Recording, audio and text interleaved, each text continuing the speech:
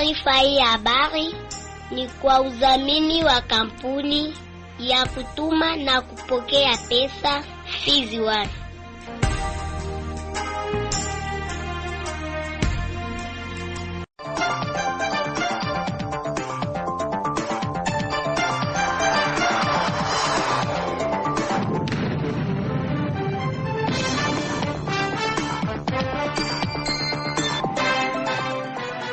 Amani ya Mwenyezi Mungu pamoja nawe msikilizaji, karibu kusikiliza uchambuzi wetu wa habari katika lugha tukufu la Kiswahili, uchambuzi ambao unajumuishwa na ukurasa wa habari muhimu, ripoti za wanaripota wetu kutoka maeneo mbalimbali, ukurasa wa habari za michezo pamoja na habari za kitaifa na zile za kimataifa. Msomaji wako Bukuru Tantine Aldama, fundi mitambo Izake Muncha Ashibe.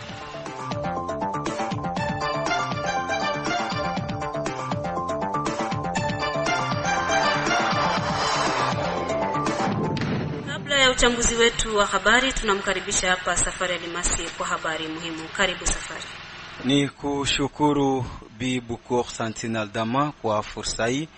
Katika habari muhimu tutaanzia na paka katika mji wa Baraka. Taarifa simazo kuwa uongozi wa SNPCC tawi mji wa Baraka umetoa mwangaza na hatima ya mzalendo mmoja wa kundi hilo aliyemuua kijana mmoja wa miaka 15 katika kijiji cha Kafulo sekta Mutambala tarafa ni Fizi.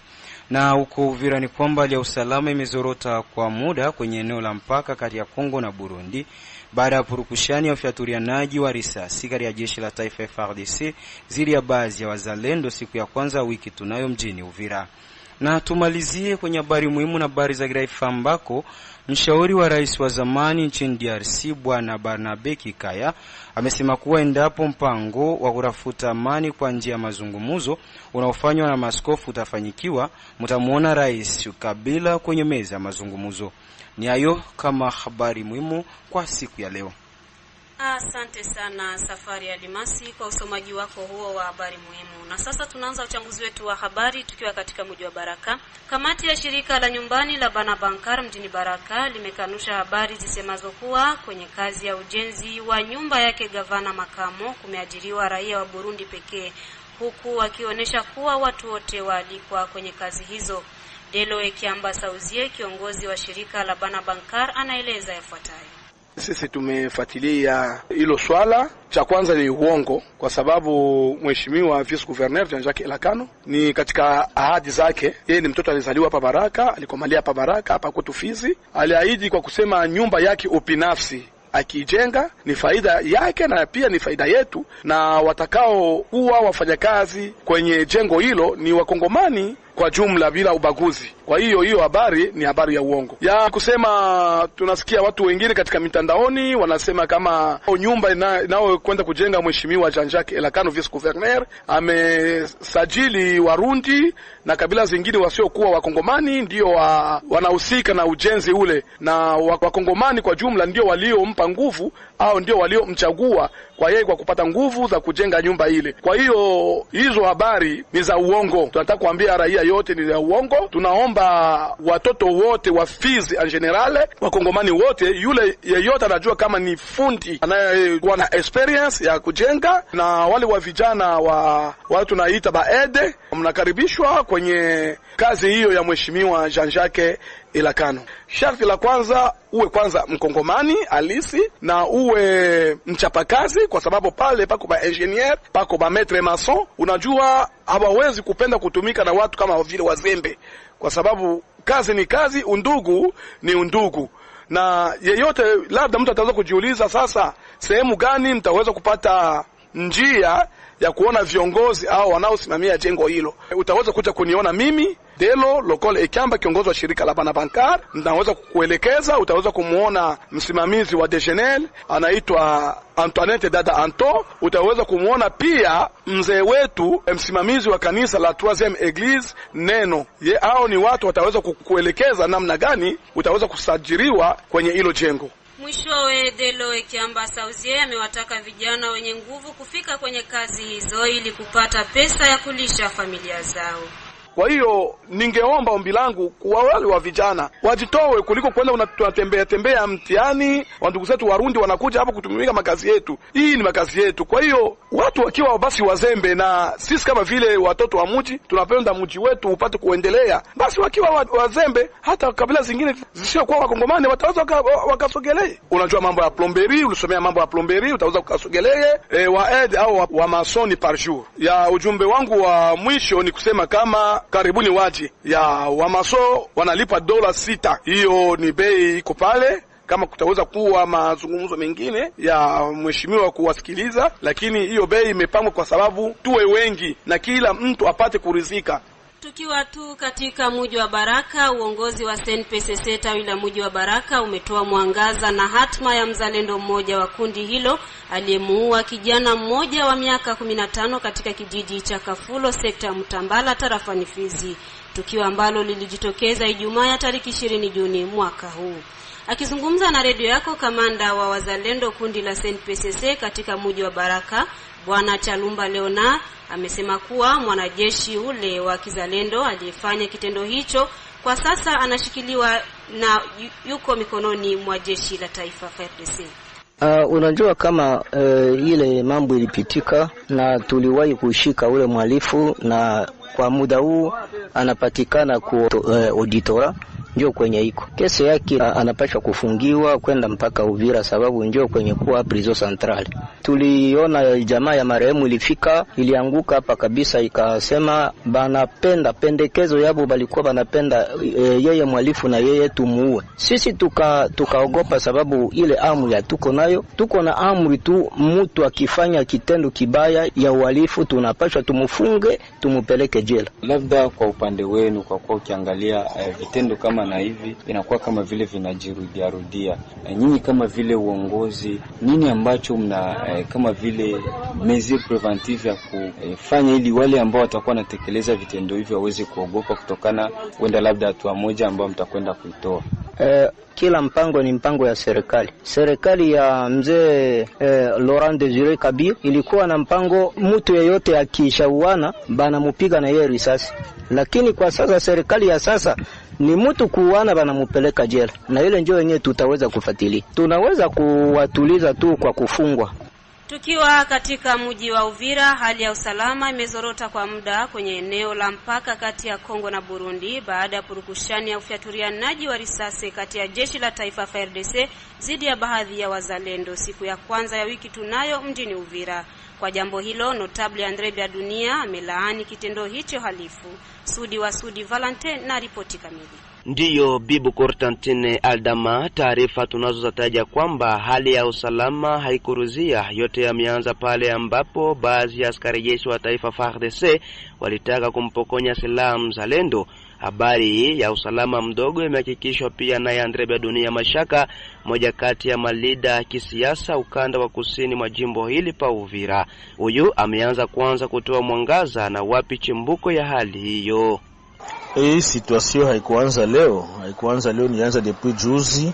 Kulikuwa probleme ya tracasserie yenye ilikuwa constaté na ma services ya sécurité notamment ya FARDC, parce que c'est vrai tuko tunalouer ma effort ambayo bazalendo walifanya à tous les niveaux, que ça soit Fizi ou Uvira. Kama leo adui hayatukamata hapa, c'est parce que bazalendo walisimama wakasema tuwezi kuacha mwingine yetu yende mikono ya barugaruga.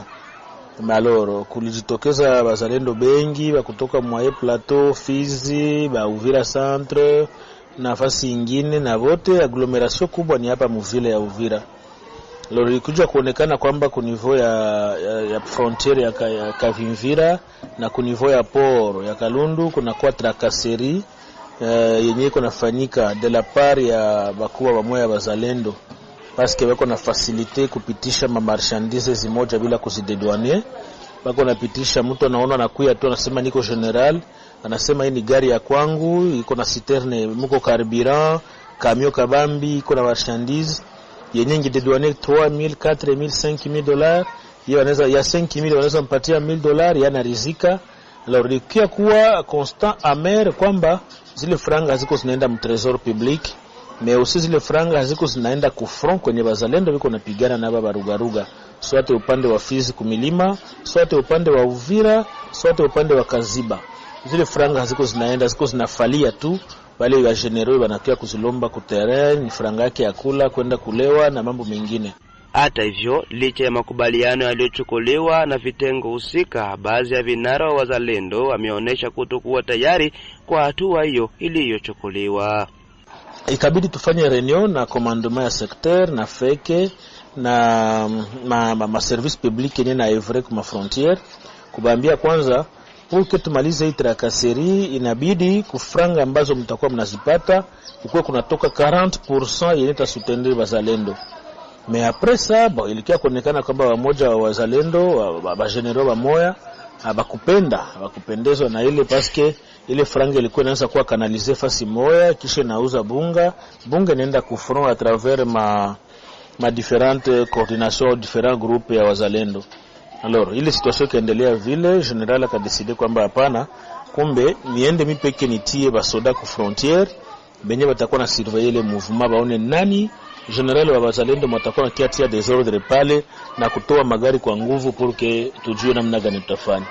C'est comme ça, je crois c'était le samedi ou vendredi aka déployer basoda pale na depuis ce temps bon basoda wakaambia wazalendo wote kwanza batoke en attendant bingine bitafata. Na ndio kisi wazalendo walitoka wabatu bila fuyo, mais bakaendelea kusema kwamba ifo barudie pale.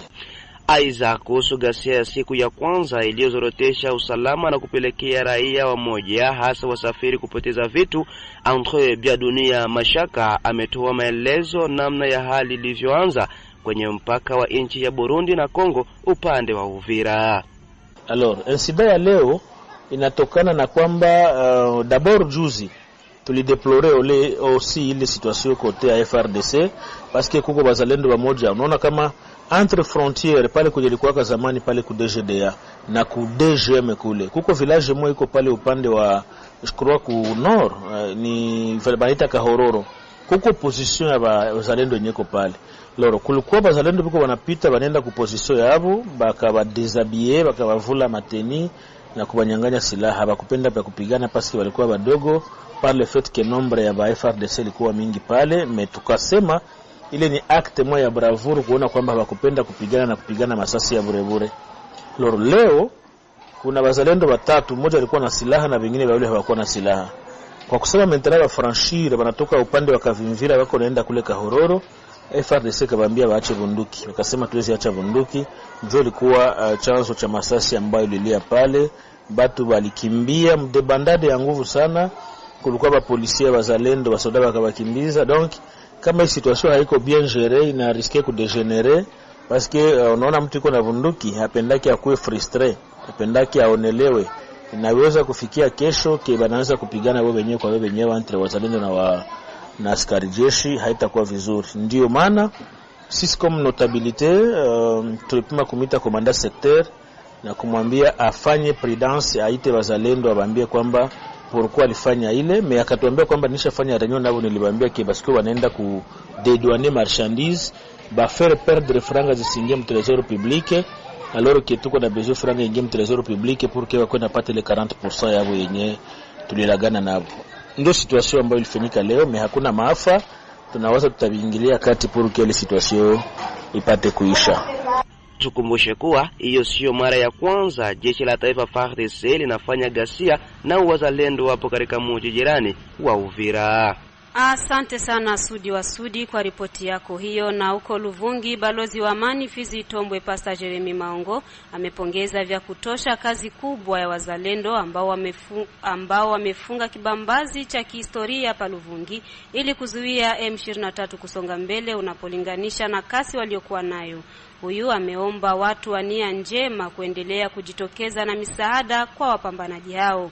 Kwake notable huyo wa Fizi Tombwe ni kwamba kazi inayofanywa na wazalendo kwenye kona mbalimbali hasa pa Luvungi ni ya kupongezwa.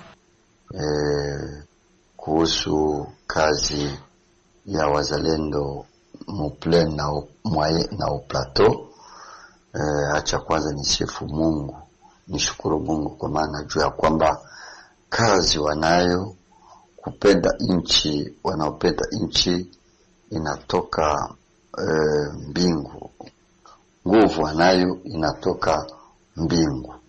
Ninashukuru wa jemadari wote wa wazalendo, jemadari William Amuri Yakutumba na wengine wote kumwae plateau wa jemadari wote. Tunasema hongera sana kwa kazi mnafanya. Ndiyo kwa leo wengi hawajua thamani ya kazi mnaofanya, lakini mimi ninaijua kabisa, na amini ya kwamba siku moja republiki yote mzima watakuwa reconnaissant kwa kazi mnaofanya. Kumbe kwa hiyo muendelea kazi, msifu moyo, pamoja na Mungu tutaweza yote. Wakisha tuendelee kuombea watoto wetu ili wapate nguvu ya kushinda vita, kupiganisha adui. Na hata hivyo, balozi wa amani Pastor Jeremy Maongo amekemea wale wanaotaka kuingiza chachu kati ya vinara wa kivita. Kwa kuhusu marumbano kati yetu, ni neno la kushangaza na kukemea sana, kwa maana hii wakati haikuwa wakati wa marumbano.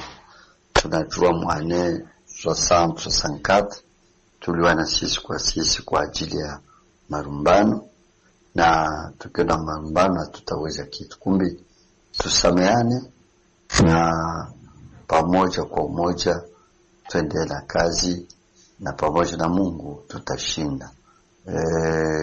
Namalizia kusema kama acha kwanza ni féliciter chef de l'État kwa kazi kubwa anafanya, surtout sur le plan diplomatique. Mnajua kwamba le 27 kutakuwa signé protocole d'accord entre RDC na Rwanda, na naamini ya kwamba hii protokoli wakisinye, matrupe ya Rwanda ikirudia, M23 itapata nguvu na vita itakomea pale.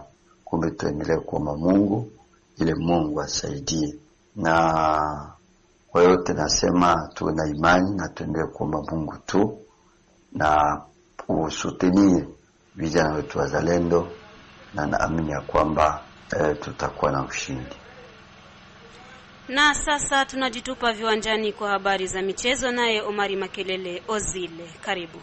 Na barabara kabisa Bibu Kurtantine Aldama. Leo katika habari za michezo kama kawaida namba 9 na pepe ya barabara mgongoni.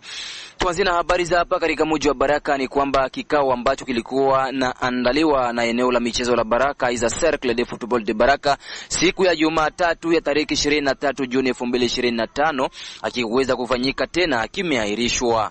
Icha Asokolo Jacques Boer ambaye ni mwenyekiti wa eneo la michezo la Baraka anaeleza sababu kubwa ya kuahirishwa kwa kikao hicho, huku akionyesha pia pointi muhimu ambazo zingeongelewa katika kikao hicho. Kikao kimeahirishwa kutokana na sababu mbalimbali.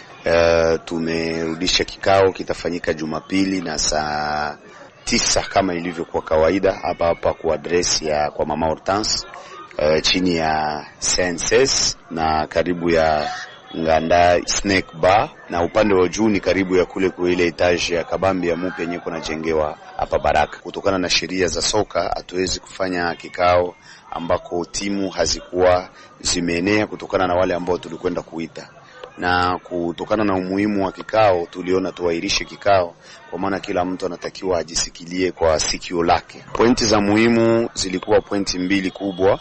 Pointi ya kwanza ilikuwa ni sisi kuelezea vilabu nini mipango ya Cercle ya football ya Baraka, na kuonesha ni jinsi gani tulichaguliwa na mission ya kufanya sisi tuchaguliwe.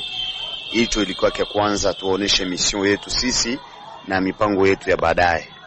Pointi ya pili ilikuwa ni kwenda kurudisha umoja, kwa maana hapa palipita vurugu, na katika sehemu ambako kulipita vurugu kulisema maneno na mengine, zile vilabu vingi havikucheza championnat local kutokana na vurugu ambayo ilikuwa, na sehemu ambako kulikuwa vurugu inatakiwa tukae pamoja, tuongee, tujue nini sababu na tupate muafaka, kwa maana soka ni fair play. Na pointi nyingine ambayo ilikuwa pale ya pili ilikuwa ni kwamba tulikuwa nakwenda kuangalia ni njia gani nzuri ambayo inaweza ikatufanya sisi tukapata entente urbaine bila kupigana, bila kupambana, yani bila kuleta vurugu yoyote, ni gani tunaweza tukapata plante urbaine, kwa maana yani ya kwenda kutafuta suluhu kutokana na sheria za soka zinavyosema ili kupata plante urbaine. Katika mji wa Baraka tu ni kwamba tournamenti ya makata ambayo inasimamiwa na baraza la vijana mjini Baraka itaweza kutimua vumbi mchana wa siku ya pili ya wiki tunayo ya tarehe 24 Juni 2025 katika uwanja wa Lumumba, ambako majira ya saa 7 kamili za mchana vijana wa kata la Makampanye watapepetana vikali dhidi ya kata ya Aibazi ya kwanza, na majira ya saa 9 kamili vijana wa kata la Matata watapambana vikali dhidi ya kata la Mwemezi. Na kungineko ni kwamba nyasi za uwanja wa Tata Nombi kule katika manispa ya Katanga ziliweza kuungua kwa mechi ya kata na shoka, ambako vijana wa ES Salangoba walikuwa wakipambana vikali dhidi ya FC Mujiza kunako michuano ya mtoano ili kuwania michuano ya ligi ya jimbo la Kivu Kusini, ambako ushindi uliendea vijana wa sekta ya Mutambala ES Salangoba kwa kuweza kuwatandika mabao 2-1 vijana wa FC Subiri Mujiza. Asante sana Omari Makeleleo zile kwa habari yako hiyo ya michezo. Msikilizaji, unaendelea kusikiliza uchambuzi wa redio ya kijamii Kivu kutoka kwenye mitabeni ya 93.0 FM. Kampuni Pizwan Baraka, Mboko na Misisi ni rahisi kutuma na kupokea pesa cash pote ulimwenguni bila usumbufu. Na sasa ni habari za wanaripota wetu kutoka maeneo mbalimbali. Huko Kindu, gavana wa jimbo la Maniema Mheshimiwa Musa Kabwankubi ametimiza ahadi yake kwa kuzawadia mabati ya shule zote zilizokuwa zimehezekwa na nyasi. Ripoti yake Godefroy Musunga Shabani kutoka Kindu inaangazia zaidi.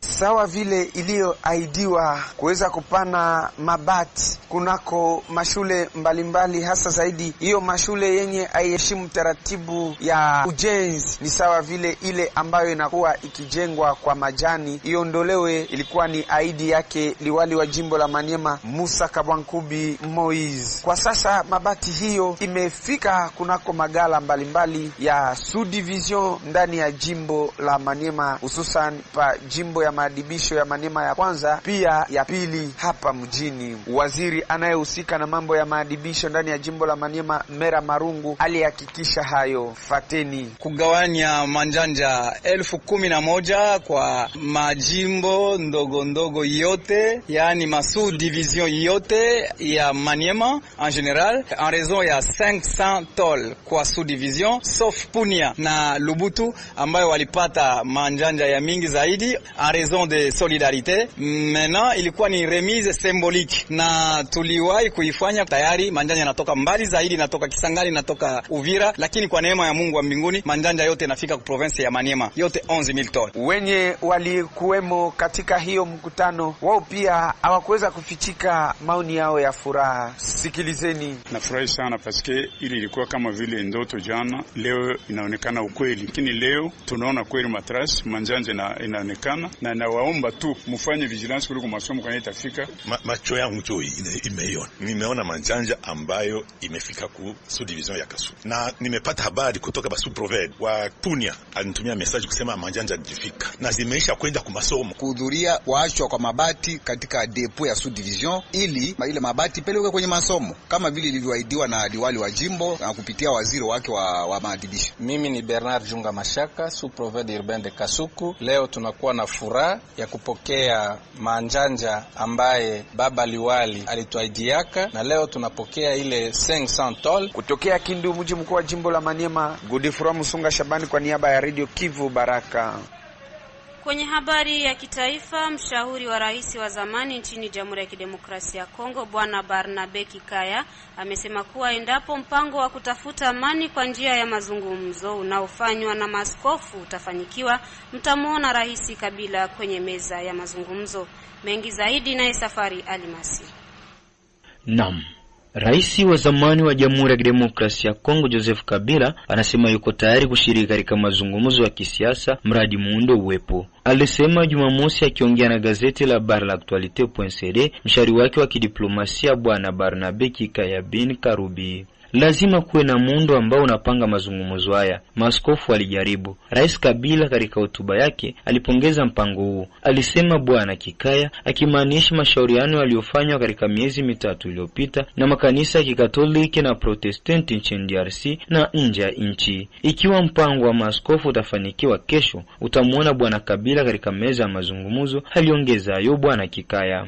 Alipoulizwa juu ya kurudi kwa rais huyo wa zamani mjini Kinshasa, Kikaya alijibu atakuja. Kuhusiana na makubaliano ya amani kati ya DRC na Rwanda ambayo yatasainiwa na mawaziri wa nje yaliyopangwa Juni 27 huko Washington, balozi huyo wa zamani alisema kuwa maandishi haya peke yake hayawezi kusuluhisha mzozo unaendelea. Makubaliano yatasainiwa, lakini vichwa vya watu vinavyowekwa mbele, haswa uwezeshaji, ikiwa Marekani na Qatar, alisema, huku akiongeza kuwa ameonya njia ya pande tatu kutatua mzozo huu. Kutatua swala la Kongo na saini la Rwanda ni kwenda vibaya kwa gharama zote. Hili ni swala la ndani, lazima lijadiliwe na mazungumzo ya amani. Bwana Kabila ni mtu wa amani, mtu wa mazungumzo, alisitiza Bwana Kikaya. Mahojiano haya yalifanywa masaa chache kabla viongozi wa dini wa Kongo kuwepo Jumamosi hiyo kwa Rais Felix Antoine Tshisekedi, hitimisho la mpango wao wa kijamii uliolenga amani na kuishi kwa pamoja. Mwisho wa mkutano huu, urais ulitangaza kuanzishwa kwa timu inahusika na kuendelea kubadilishana na ujumbe wa kikanisa. Kwa leo tulikuwa nayo katika habari za kitaifa na nyatuka namna hiyo. Kwenye habari ya kimataifa ni kwamba spika wa bunge la seneti nchini Burundi, Mheshimiwa Emmanuel Sendazirasa, amefanya ziara yake nchini Rwanda na ambako amepokelewa na mwenzake wa baraza la seneti Daktari François Xavier Kalinda. Pamoja walizungumzia nafasi yao katika kuimarisha uhusiano kati ya nchi hizo mbili. Bukuru Elias Daniele kwa ripoti kamili. Uhusiano kati ya Burundi na Rwanda umedorora kwa miaka kadhaa, kwani tangu mwanzoni mwa mwaka 2024 nchi hiyo iliyoko kusini mwa Rwanda ilichukua uamuzi wa kufunga tena mipaka yake. Hata hivyo, mazungumzo kati ya Rwanda na Burundi yalikuwa tayari yameanza, ambapo Machi mwaka 2025 mashirika ya kijasusi ya kiraia na kijeshi ya pande zote mbili yalikutana katika mazungumzo katika mkoa wa Kirundo nchini Burundi, yaliyofuata mengine nchini Rwanda. Burundi ilisitisha uhusiano wa kidiplomasia na Rwanda na kuamua tena kufunga kwa muda usiojulikana mpaka wake na jirani yake Rwanda. Uamuzi huo ukifanyika kwa serikali ya Gitega ikituhumu Rwanda kwa kuliunga mkono kundi la waasi la Red Tabara. Kundi la Red Tabara limekuwa likishambulia Burundi, ambayo imeliorodhesha kundi hilo kwa la kigaidi. Red Tabara ilidai kuhusika katika shambulio la mnamo Disemba 22, 2023 katika ardhi ya Burundi kwenye eneo moja lililoko umbali wa kilomita 20 kutoka mji mkuu wa Burundi, ambapo kundi hilo lilidai kuwa maafisa 10 wa usalama waliuawa katika shambulio hilo, huku serikali ya Burundi ikisema kuwa watu 20 walipoteza maisha, wengi wao wakiwa ni raia. Mzozo kati ya serikali ya Gitega na Kigali ulianza mwaka 2015 baada ya wale waliojaribu kuipindua serikali ya rais wa zamani Pierre Nkurunziza walioongozwa na General Godfrey Niyombare, ambaye baadaye alikimbilia nchini Rwanda. Niyombare ni miongoni mwa viongozi wa mamlaka ya Burundi wanaoendelea kusema kuwa Rwanda haitaki kumkabidhi ili ashitakiwe na mahakama nchini Burundi, ambapo Rwanda haikanushi kuwahifadhi baadhi ya watu waliojaribu kufanya mapinduzi Burundi waliotoroka mwaka 2015. Na mamlaka ya Burundi inasema kuwa mazungumzo ya kuwakabidhi mwaka juzi yalikuwa yameendelea sana. Nikiripoti kwa niaba ya Radio Kivu Baraka kutoka nchini Burundi, Bukuru Elias Danieli. Ni kupitia ripoti yake hiyo Bukuru Elias Daniele ndipo tumefika mwisho wa uchambuzi wetu wa habari. Shukrani kwa msikilizaji na wale wote ambao tuliambatana nao kwenye meza uhariri, nikisema kwaheri.